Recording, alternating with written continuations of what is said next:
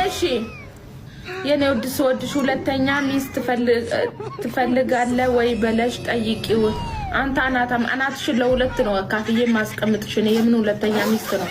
ሁለትሽንም ጥይት ለቅቄብሽ ነው። እሺ አዛን የምታገቢው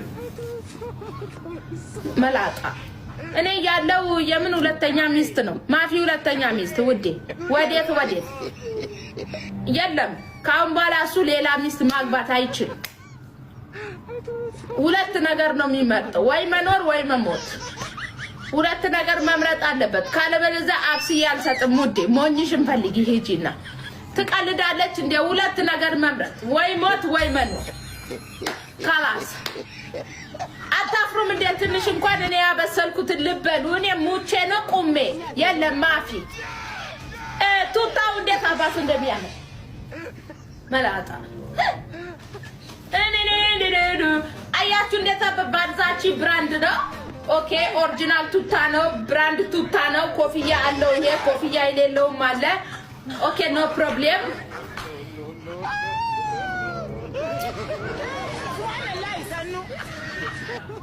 ዘይት እያለ የምን ዘይት? እናንተ እኮ ጅል ናችሁ። ደግሞ ዘይት ጨምሮ አላችሁ ሄዳችሁ ሰው ያለውን ነው የምታደርጉት እናንተ ውዴ። እሱ ፈልጎ ቢሄድ ማለት ነው መልካም መንገድ ነው የምለው እንጂ እኔ ዘይት ምን አስጨመረኝ ውዴ? ዝንጥ ብዬ መኖር እየቻልኩ ለምን ከርቸሌ ቀቅኔ ቀቅላለሁ? ትቀልጃለሽ እንዴ? እሱ በዘይት ተቀቅሎ እኔ በነፃ ልኖር ነው? ኖ ውዴ።